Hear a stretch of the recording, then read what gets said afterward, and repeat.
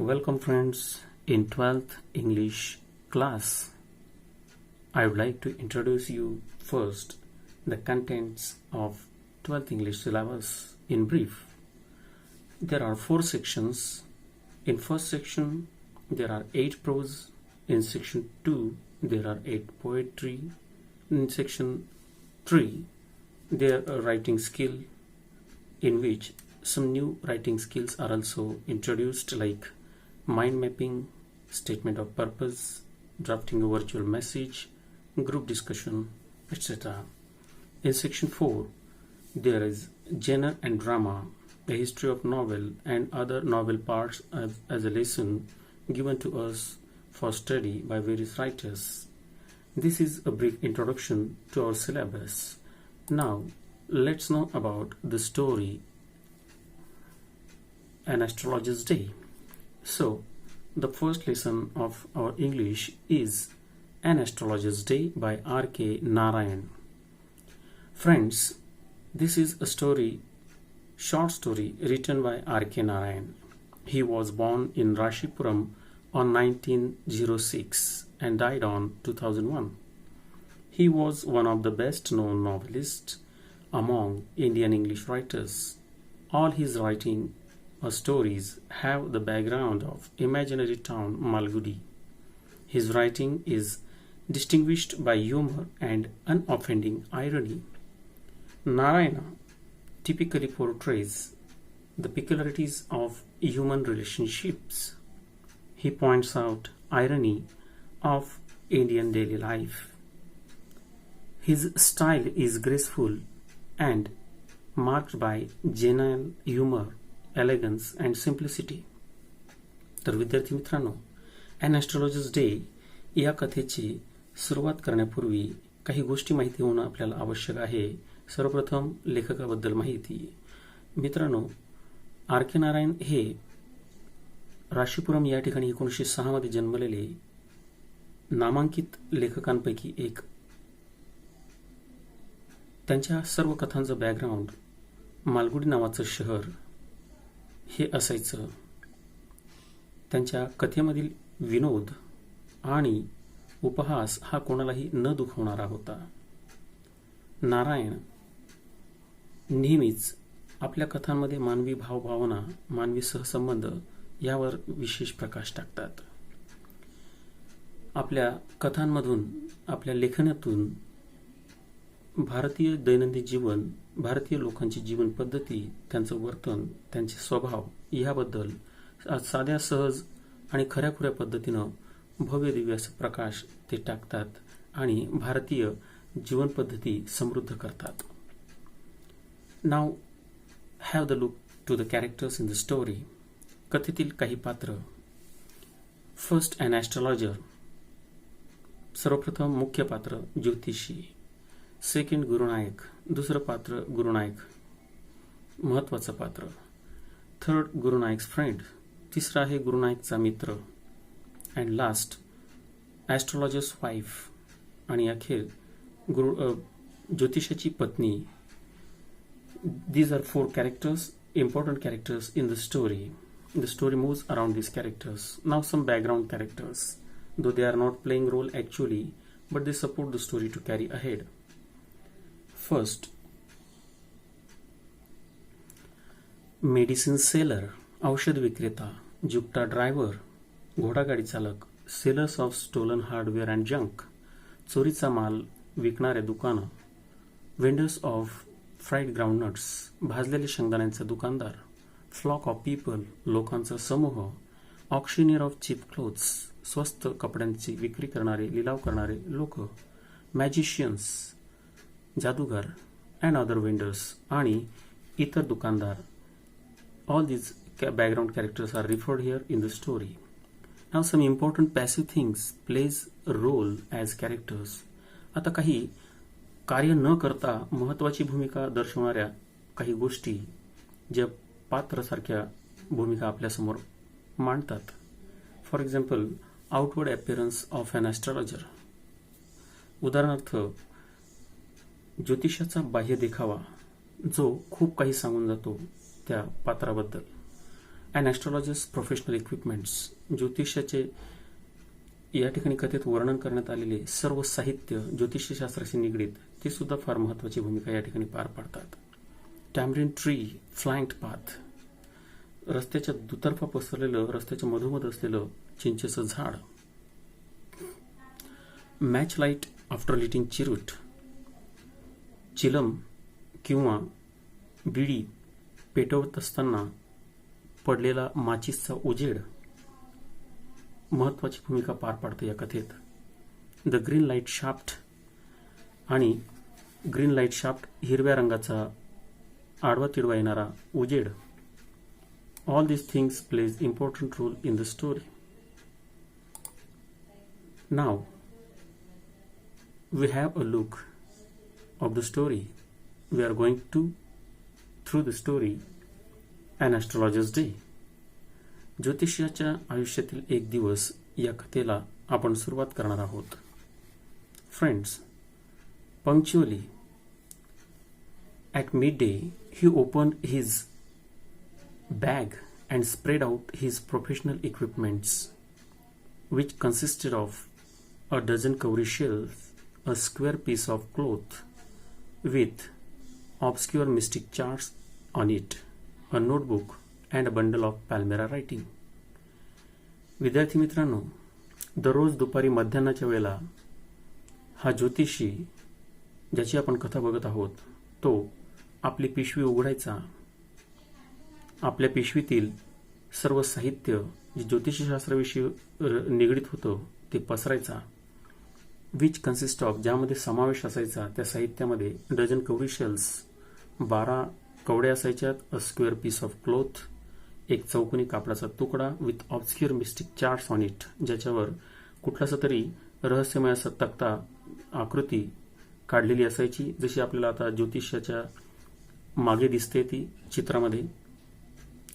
आणि एक वही, त्याचबरोबर पाल्मेरा म्हणजे पाम वृक्षाच्या पानांवर हस्तरेषा किंवा ज्योतिषशास्त्राविषयी केलेल्या लेखनाचा, पानांचा, पामच्या पानांचा एक गठ्ठा, पाल्मेरा रायटिंग इत्यादी सर्व साहित्य. आणि अजून भरपूर साहित्य, फुलं असतील, काच असेल, रुद्राक्षमाळा असतील, या सर्व गोष्टी त्या ठिकाणी तिथं मांडलेल्या असायच्यात. His forehead was resplendent with sacred ash and vermilion. त्याचं कपाळ was resplendent. Resplendent means shining brightly. तेजस्वीपणे चकाकत होतं. With sacred ash and vermilion. Sacred ash म्हणजे पवित्र राख, ज्याला आपण विभूती म्हणतो, कपाळाला लावतो. And vermilion आणि शेंदूर. बघा, आपण चित्रामध्ये बघतोय त्या ज्योतिषाच्या कपाळावर लावलेलं ते राख आणि भस्म आणि शेंदूर. And his eyes sparkled with sharp abnormal gleam, which was really an outcome of a continual searching look for customers. आणि his eyes, त्याचे डोळे, sparkled, चकाकत असायचेत, with a sharp abnormal gleam, तीक्ष्ण अशा असामान्य तेजानं त्याचे डोळे चमकायचेत. which was really an outcome, जे खरं तर एक परिणाम होता. आउटकम म्हणजे परिणाम, म्हणजे त्याच्या डोळ्यांचं असं चमकणं किंवा तेजस्वी असणं यामागे एक कारण होतं. Of a continual searching look for customers, ते म्हणजे कंटिन्युअल म्हणजे सततचा सर्चिंग लुक फॉर कस्टमर्स, ग्राहकांचा शोध. सततच्या ग्राहकांचा शोध घेण्याच्या प्रवृत्तीमुळं त्याच्या डोळ्यांमध्ये हे अशा प्रकारचं तेज आणि तीक्ष्णता आली असावी असं लेखक मानतात. परंतु which his simple clients took to be a prophetic light and felt comforted.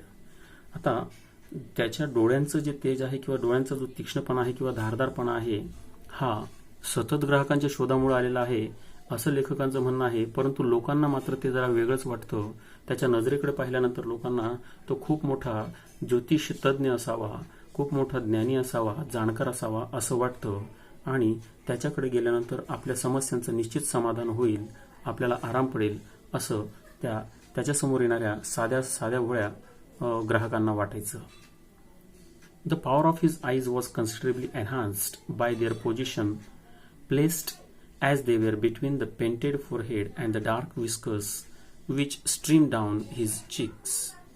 C, the power of his eyes was considerably enhance. त्याच्या डोळ्यांची हे जे तेज होतं, त्याच्या डोळ्यांमध्ये ही तेजस्वी ताकद होती, शक्ती होती लोकांना आकर्षित करून घेण्याची, वॉज कन्सिडरेबली कदाचित विचारपूर्वक अशी भर घालतंय, एनहान्स्ड भर घालतंय, to by their position placed as they were between the painted forehead and the dark whiskers. Dark whiskers म्हणजे कल्ले, त्याचे गालापर्यंत वाहत आलेले, गालापर्यंत आलेले, त्याच्या अर्ध्या गालापर्यंत आलेले त्याचे कल्ले आणि रंगवलेलं पेंटेड फोरहेड आणि शेंदूर आणि भस्माने रंगवलेलं त्याचं कपाळ, ह्यामध्ये त्याचे जे बसवलेल्या डोळ्यांची जे डोळे होते, त्या डोळ्यांची जी स्थिती होती, जे डोळ्यांचं ठिकाण होतं, कदाचित ह्यामुळे त्याच्या ज्योतिष शास्त्राच्या व्यवसायामध्ये त्याला त्याच्या ठेवणीमध्ये भर पाडत होतो, असं लेखकांचं म्हणणं आहे. Even a half wits I would sparkle in such a setting. इतकंच काय, तर त्याचे जे डोळे आहेत त्या डोळ्यांमध्ये खूप अक्कल हुशारी असल्यासारखं तेज दिसायचं, इन सच अ सेटिंग. आणि अशा पद्धतीनं त्यानं सेटिंग केलेली होती, स्वतःचे सेटिंग गेटअप केलेला होता. टू क्राउन द इफेक्ट, आणि यात अजून भर घालण्यासाठी, to crown the effect means to enhance, अजून यात भर घालण्यासाठी, याचा परिणाम वाढवण्यासाठी, त्याच्या व्यवसायाचा परिणाम वाढवण्यासाठी, he wound a saffron coloured turban around his head. तो आपल्या डोक्याच्या अवतीभोवती सॅफ्रॉन कलर म्हणजे केशरी रंगाची, टर्बन म्हणजे फेटा किंवा टोप, आपल्या डोक्याच्या अवतीभोवती गुंडाळायचा. दिस कलर स्कीम नेव्हर फेल्ड. आणि लेखक म्हणतात की ही जी रंगसंगती आहे, केशरी रंग, भस्म, काळ्या रंगाचे कल्ले आणि अंगावर परिधान केलेले भगवे कपडे, ही रंगसंगती कधीही कुठल्या ज्योतिषाला फेल जाऊ देत नाही, असं लेखकांनी या ठिकाणी सांगितलेलं आहे. People were attracted to him as bees are attracted to cosmos or dahlia stalks. People were attracted, लोक त्याच्याकडे आकर्षित व्हायचीत. अट्रॅक्टेड म्हणजे आकर्षित होणे. ॲज बीज म्हणजे मधमाशा, आर अट्रॅक्टेड टू कॉस्मॉस और डेलियाज. कॉस्मॉसची विविध रंगी फुलं किंवा डेलियाच्या फुलांच्या दांड्या याकडं जशा मधमाशांनी आकर्षित व्हावं, अगदी तशीच लोक त्याच्याकडे आकर्षित व्हायची, आपलं भविष्य, आपलं ज्योतिष्य जाणून घेण्यासाठी. He sat under the boughs of a spreading tamarind tree. तो सॅट बसायचा अंडर द बोज, बो म्हणजे फांद्या, ऑफ स्प्रेडिंग पसरलेल्या, टॅमरिन ट्री चिंचेच्या झाडाखाली. विच फ्लँक्ड जे पसरलेलं होतं, अ पाथ विभागलेलं होतं दोन बाजूने, a path running through the town hall park. Town hall पार्कच्या दिशेला जाणारा जो रस्ता होता, त्या रस्त्याच्या मधोमध हे चिंचेचं झाड होतं, ज्या झाडाच्या फांद्या रस्त्याच्या दुतर्फा पसरलेल्या होत्या आणि त्या फांद्यांच्या खाली ज्योतिषी आपला व्यवसाय मांडत होता. It was a remarkable place in many veg. आणि ही जी गोष्ट, हा जो रस्ता होता आणि हे जे ठिकाण होतं चिंचेच्या झाडाचं, ज्या खाली ज्योतिषी आपलं दुकान मांडायचा, हे रिमार्केबल म्हणजे उल्लेखनीय ठिकाण होतं, महत्वपूर्ण ठिकाण होतं, इन मेनी वेज, बऱ्याचशा बाबतीत. अ सर्जिंग क्राऊड म्हणजे moving slowly. Surging means moving slowly, हळूहळू पुढे सरकत जाणारी जी गर्दी होती. Was always moving up and down this narrow road from morning till night. Was always moving up and down. या रस्त्यानं हळूहळू चालणारी, सहज चालणारी, रमतगमत चालणारी लोक ये जा करत होती या अरुंद रस्त्यानं, टिल नाईट, अगदी सकाळपासून ते रात्रीपर्यंत. मॉर्निंग टिल नाईट, अगदी सकाळपासून ते रात्रीपर्यंत हे लोकांची गर्दी हळूहळू कधी तिकडं जायची, कधी खाली यायची, अप अँड डाऊन, येणं जाणं लोकांचं चालूच असायचं. अ व्हरायटी ऑफ ट्रेड्स. आता त्या ठिकाणी कोणकोणते व्यवसाय, कसं असायचं, त्याचं पूर्ण वर्णन लेखकांनी या ठिकाणी मांडलेलं आहे आपल्यासमोर, की हा रस्ता नेमका म्हणजे हा बाजारपेठ कशी होती. अ व्हरायटी ऑफ ट्रेड्स, विविध प्रकारचे व्यापार अँड ऑक्युपेशन्स आणि व्यवसाय, was represented all along its way. या रस्त्याच्या कडेला, दोन्ही कडेला, दुतर्फा रस्त्याच्या दोन्ही कडेला विविध व्यवसाय आणि व्यापार मांडलेले असायचे. फॉर एक्झाम्पल मेडिसिन सेलर, जसं की आपण पाहिलं, औषध विक्रेता. Sellers of stolen hardware and junk, चोरीचा माल विकणारे विक्रेते, दुकानदार, ज्यांच्याकडे भंगार आणि इतर निरुपयोगी वस्तूंचा माल असायचा. मॅजिशियन्स, जादूगार. अँड अबोव ऑल, आणि यात आणखी जास्त भर घालणारे, an auctioneer of cheap cloths, स्वस्त कपड्यांचे दुकानदार. Who created enough din all day to attract the whole town, जे संपूर्ण दिवसभर आपला आवाज गोंगाट, डीन म्हणजे गोंधळ आणि गोंगाट, भरपूर गोंधळ आणि गोंगाट करायचे टू अट्रॅक्ट, आकर्षित करण्यासाठी द पीपल म्हणजे लोकांना आकर्षित करण्यासाठी खूप गोंधळ आणि गोंगाट घालणारी ही लोक म्हणजे स्वस्त कपड्यांचे दुकानदार जे मोठमोठ्यानं ओरडत होते. नेक्स्ट टू हिम, त्याच्याच पुढं इन ओसिफेरियसनेस म्हणजे ओरडणारा, किंचाळणारा, came a vendor of fried groundnut, आणि त्याच्या पुढं एक भाजलेल्या शेंगदाण्याचा दुकानदार जो मोठमोठ्यानं ओरडायचा, खूप आरडाओरडा करायचा आपला माल विकण्यासाठी. हु गेव, जो द्यायचा, हिज वेअर म्हणजे माल, जो आपल्या मालाला द्यायचा, फॅन्सी नेम काल्पनिक नाव द्यायचा, ईच डे प्रत्येक दिवशी, कॉलिंग इट, आणि आपल्या मालाला तो ओरडायचा, ओरडून लोकांना सांगायचा as Bombay ice cream. One day, एखाद्या दिवशी तो आपल्या शेंगदाण्यांना बॉम्बे आईस्क्रीम म्हणायचा. On the next day Delhi almond, दुसऱ्या दिवशी दिल्लीचा बदाम म्हणायचा. And on the third rajas delicacy, आणि तिसऱ्या दिवशी राजाचं स्वादिष्ट भोजन म्हणायचा. And so on and so fourth, आणि असं भरपूर काही रोज वेगवेगळी नावं तो द्यायचा आणि आपला माल विकायचा. अँड पीपल फ्लॉक टू हिम, आणि लोक त्याच्या आवाजानं, त्याच्या अशा वेगवेगळ्या काल्पनिक नावं दिल्यानं त्याच्या मालाकडे आकर्षित व्हायचे, त्याचा माल विकत घेण्यासाठी हजर राहायच्या.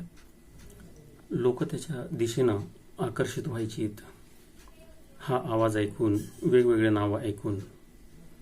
And considerable portion of this crowd dallied before the astrologer too, आणि बराचसा भाग या ॲस्ट्रोलॉजरच्या समोरून सुद्धा लोकांचा ये जा करणारा होता. The astrologer transacted his business, तो जो ज्योतिषी होता तो आपला व्यवसाय चालू करायचा by the light of a flare म्हणजे आगीचा भडका, आगीच्या भडक्याच्या उजेडात. विच की जो क्रॅकल्ड, कडकड तडतड करणारा आवाज होता. अँड स्मोक्ड, आणि धूर सोडणारा. अप, असा आगीचा भडका होता.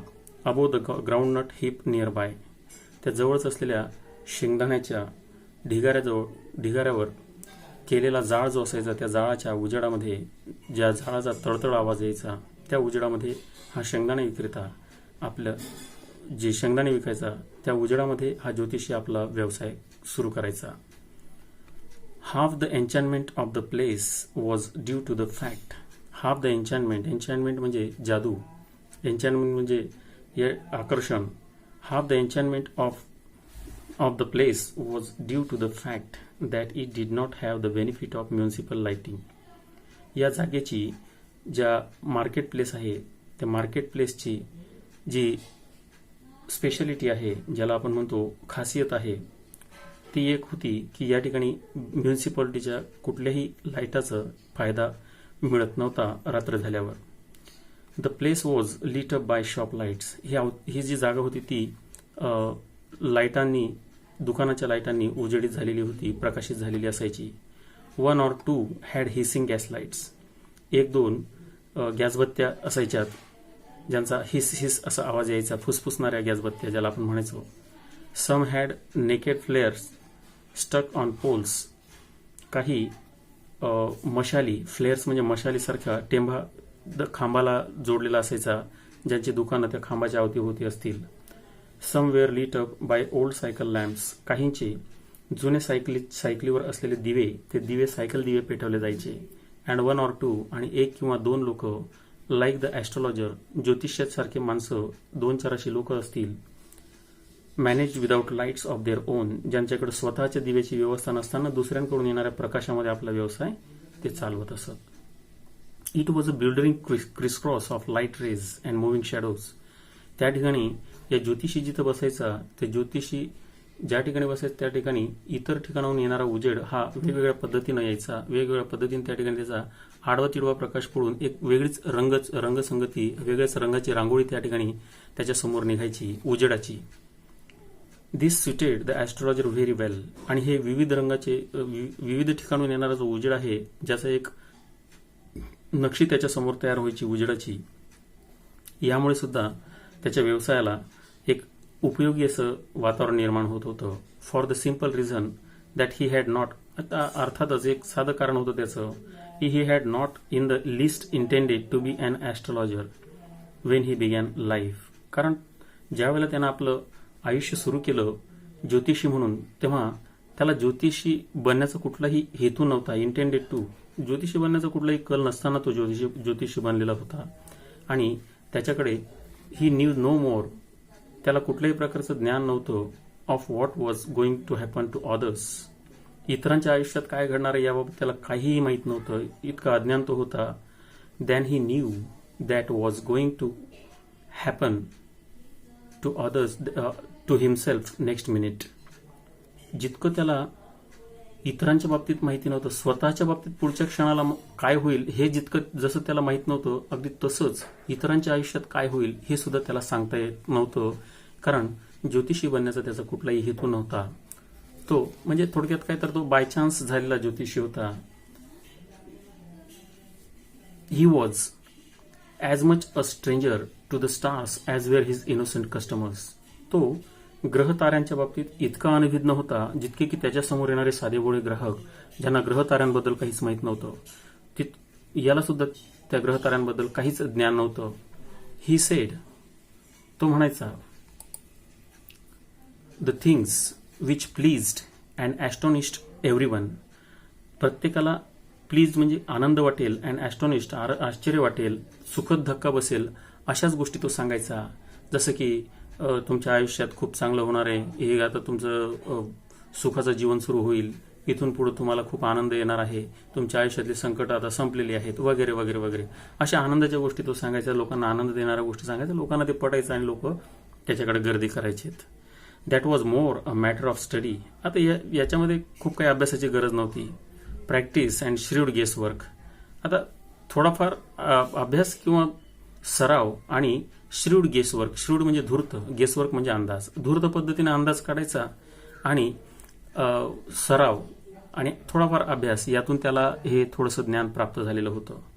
ऑल द सेम, अगदी त्याच पद्धतीनं it was as much honest on an honest man's labour as any other. एवढं तो इतकं सारं करत होता, परंतु एखाद्या प्रामाणिक माणसाप्रमाणे जो आपलं काम इमानीद्वारे करायचा, अगदी तसंच आपलं काम हा इमानीद्वारे करत होता. And deserve the wedges he carried a home at the end of the day. आणि संध्याकाळी ज्याप्रमाणे एखादा दिवसभर काम करणारा मजूर आपली मजुरी घरी न्यायचा, अगदी तसंच इमानीद्वारे आपल्या व्यवसाय करून तो आपली मजुरी, दिवसभराची कमाई घरी नेत होता. He had left his village without any previous thought or plan. त्याने आपलं गाव सोडलं होतं. कुठल्याही प्रकारची पूर्वकल्पना त्याला नव्हती, कुठल्याही प्रकारचं नियोजन त्याचं नव्हतं. आणि असं असताना त्याने आपलं गाव सोडलं. If he had continued there, जर समजा तो आपल्या गावातच राहिला असता, त्याच्याच गावात राहिला असता, he would have carried on the work of his forefathers. त्याला आपल्या वाडवडिलांचं, फोर फादर्स म्हणजे वाडवडील, वाडवडिलांचा वडिलोपार्जित व्यवसाय, जसं की शेतीची मशागत करणे, टिलिंग द लँड, शेतीची मशागत करणे, लिव्हिंग, जीवन जगणे, मॅरिंग, विवाह करणे, अँड रायपनिंग इन हिज कॉर्नफिल्ड, आणि आपल्या शेतातल्या पिकांचं काढणी कापणी करणे, अँड ॲन्सेस्ट्रल्स होम, आणि वडिलोपार्जित घरात राहणे, एवढंच काम तो करू शकला असता. परंतु that was not to be. असं घडणार नव्हतं. He had to leave home without telling anyone. त्याला घर सोडावं लागलं कोणालाही न सांगता. And he could not rest, आणि तो थांबू शकत नव्हता, विश्रांती घेऊ शकत नव्हता. Till he left it behind a couple of 100 miles. किमान 200 मैल अंतर कापल्याशिवाय किंवा 200 मैल अंतर आपलं गाव लांब सोडल्याशिवाय त्याला पर्याय नव्हता. तोपर्यंत तो आराम करू शकत नव्हता किंवा विश्रांती घेऊ शकत नव्हता. To a villager it is a great deal. ग्रामीण भागातील लोकांसाठी ही खूप मोठी गोष्ट होती की 200 मैल अंतर चालून दुसऱ्या गावात जाणं किंवा दुसऱ्या गावी जाणं त्या काळात. As if an ocean flowed between. जणू काही एखादा महासागर पार करून गेला असावा इतकं ते अंतर होतं, किंवा असं एखाद्या ग्रामीण भागातील व्यक्तीला ते वाटेल. त्याच्यामुळे तो किती लांब गेला असावा याचा कोणी अंदाज तेव्हा काढला नसावा. He had a working analysis of Mankind trouble. बाहेर आल्यानंतर, गाव सोडल्यानंतर त्यानं लोकांच्या स्वभावाचा, लोकांच्या समस्यांचा अभ्यास केला, विश्लेषण केलं, वर्गीकरण केलं, पृथक्करण केलं. जसं की मॅरेज, मग त्यांना पाहिलं की लोकांना कोणत्या कोणत्या समस्या उद्भवतात. एक तर विवाह, मनी, पैशाच्या बाबतीत, अँड टँगल्स ऑफ ह्युमन टाईज. आणि टँगल्स ऑफ ह्युमन टाईज मानवी नातेसंबंधातील गुंता, या बाबतीत लोकांच्या जास्तीत जास्त समस्या असतात, याचा त्यांना अभ्यास केला. लॉंग प्रॅक्टिस, बराचसा सराव केला, अँड शार्पन्ड हिज परसेप्शन, आणि आपलं आकलन सुधारलं, आपलं आकलन तीक्ष्ण केलं. विदिन 5 मिनिट्स, अवघ्या 5 मिनिटातच he understood what was wrong. आता त्याला कळून चुकतं अवघ्या 5 मिनिटातच की कोणाच्या बाबतीत काय चूक घडतंय किंवा कोणाची काय समस्या आहे. He charge 3 pies per question. प्रत्येक प्रश्नाला किमान 3 पैसे तो आकारतो. Never open his mouth till the other had spoken for at least 10 minutes. समोरची व्यक्ती जोपर्यंत कमीत कमी 10 मिनिटं बोलत नाही तोपर्यंत हा ज्योतिषी आपलं तोंड उघडत नाही. Which provided him enough stuff for a dozen answers and advices. की जे 10 मिनिटं समोरच्या माणसानं बोललेलं असतं त्यातून त्याला बरंचसं स्टफ म्हणजे माहिती मिळून जाते. फॉर डझन आन्सर्स, 12 डझनभर प्रश्नाची उत्तरं तरी त्याला सहज मिळून जातात समोरच्या माणसाच्या बोलण्यातून. अँड ॲडवाइसेस, आणि त्याला काय सल्ला द्यायचा हेही त्याला समजून जातं. When he told a person before him, जेव्हा तो त्याच्या समोरच्या माणसाला सांगतो, गेझिंग ॲट हिज पाम, त्याचा तळहात ऑब्झर्व करून, त्याचा तळहात बारीक निरखून पाहून जेव्हा तो समोरच्या माणसाला सांगतो, in many ways you are not getting the fullest result of your efforts. बऱ्याच बाजूनी तुम्ही प्रयत्न करतात, भरपूर प्रयत्न तुम्ही करतात, वेगवेगळ्या प्रकारचे प्रयत्न तुम्ही करतात, परंतु तुम्हाला तुमच्या जीवनात यश प्राप्त होत नाही, तुम्ही आयुष्यात यशस्वी होत नाहीत. 9 out of 10 were disposed to agree with him. आता 10 पैकी 9 लोकांना या समस्या अगदी खऱ्या आहेत, आपल्याच बाबतीत घडतायत असं वाटतं. अर्थात खरं पाहिलं तर प्रत्येक माणूस हा प्रयत्न केल्याशिवाय जगू शकत नाही.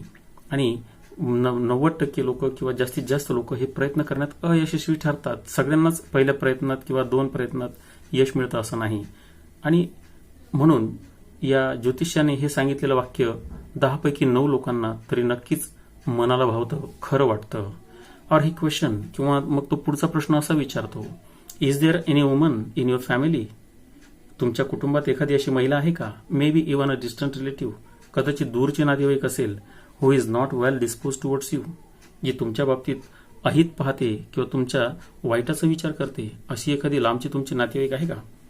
और he gave an analysis of character, किंवा तो एखाद्या व्यक्तीचा जो एखाद्या व्यक्तीच्या स्वभावाचं वर्गीकरण करून सांगतो, एखाद्या व्यक्तीच्या स्वभावाचं पृथक्करण करून सांगतो. Most of your troubles are due to your nature. और त्या व्यक्तीला तो सांगतो की तुमच्या जास्तीत जास्त समस्या ना तुमच्या स्वभावामुळे आहेत. How can you be otherwise with Saturn where he is. आणि मग कसं तुम्हाला शनी, राहू, केतू कसे सोडतील तुम्हाला, त्यांचं ठिकाण कुठं आहे, काय आहे, या बाबतीत त्यांना तो जाणीव करून देतो. You have an impetuous nature and a rough exterior. तुमचा स्वभाव इम्पेच्युअस म्हणजे तामिष्ट, रागीट. तुमचा स्वभाव रागीट आहे आणि तुम्ही फार लवकर राग धरतात, फार लवकर तुम्हाला संताप येतो आणि तुम्ही स्पष्टोक्ते आहात. This endeared him to their hearts immediately. आणि असं म्हटल्यानंतर त्या समोरच्या ऐकणाऱ्याच्या मनाला ही गोष्ट फार भावते की हो, मी अगदी तसाच आहे. For even the mildest of us loves to think that he has a forbidding exterior. आणि इतकंच काय तर आपल्यापैकी कितीही हलक्या स्वभावाचा माणूस असेल पण तो त्या ठिकाणी थोडाफार राग, संताप त्याला येतोच आणि त्यातून त्याच्या हातून कुठेतरी चुका घडलेल्याच असतात. अशा पद्धतीनं मानवी स्वभावाचे गुणदोष दर्शवण्याचा प्रयत्न तो समोरच्या व्यक्तीचा करतो आणि आपलं ज्योतिष्य, आपलं भविष्य सांगण्याचा खूप ज्ञानी, गाढा अभ्यासक असल्याचा तो दाखवतो. तर विद्यार्थी मित्रांनो, कथेचा पहिला भाग आपण इथपर्यंत संपवतो आहोत. कथेचा दुसरा भाग यानंतर आपण बघणार आहोत भाग 2 मध्ये, part 2. So soon, very soon, we will meet in part 2 of the story An Astrologer's Day.